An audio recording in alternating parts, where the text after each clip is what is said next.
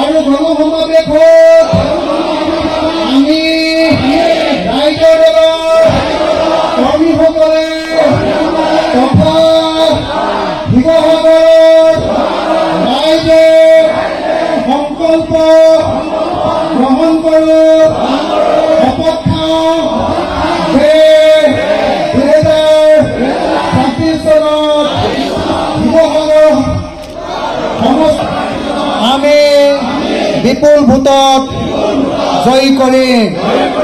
আমি ৰাইজৰ দলৰ নেতাসকলে কৰ্মীসকলে শুভাকাংক্ষীসকলে 26ৰ নিৰ্বাচনৰ কাৰণে মন প্ৰাণ খুলি ৰাইজৰ দলৰ কামৰ কাৰণে কাম কৰি আমি ৰাইজৰ দলৰ প্ৰাৰ্থীজনক জয়ী কৰা।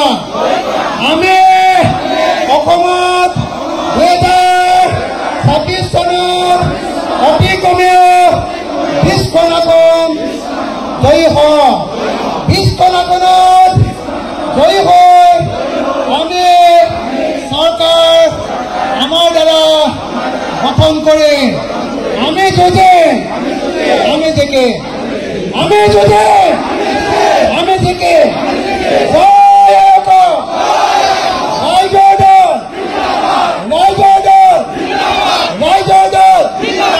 আমি নিজৰ মাজত হাই কাজিয়া নকৰোঁ, লবি ৰাজনীতি নকৰোঁ।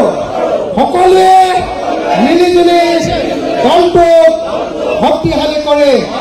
সকলোৱে মিলিজুলি দলটোক জিকা। ধন্যবাদ। জয় আই অসম, জয় আই অসম, জয় আই অসম। 2024 তাৰিখে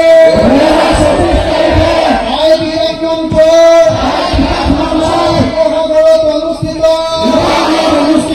ৰাইজৰ দলৰ যোগদান কাৰ্যসূচী আৰু গণসমাৱেশত আমি ৰাইজৰ দলৰ কৰ্মীসকলে তথা শিৱসাগৰৰ ৰাইজে সংকল্প গ্ৰহণ কৰোঁ শপত খাওঁ যে 2026 চনত শিৱসাগৰ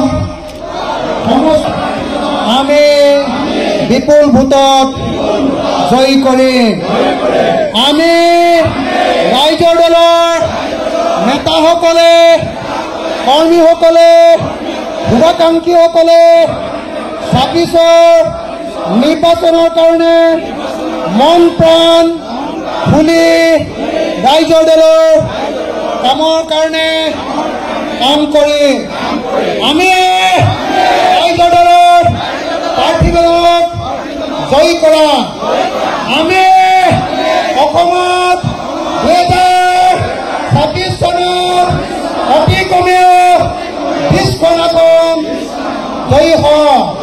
20খন আসনত জয়ী হৈ আমি চৰকাৰ আমাৰ দ্বাৰা গঠন কৰিম।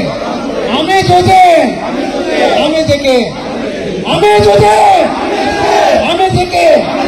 জয় অসম, ৰাইজৰ দল, ৰাইজৰ দল, ৰাইজৰ দল। আমি নিজৰ মাজত হাই কাজিয়া নকৰোঁ, লবি ৰাজনীতি নকৰোঁ। সকলোৱে মিলিজুলি দলটোক শক্তিশালী কৰে। সকলোৱে মিলিজুলি দলটোক জিকা। ধন্যবাদ। জয় আই অসম, জয় আই অসম, জয় আই অসম। এতিয়া সকলোৱে বহি দিব।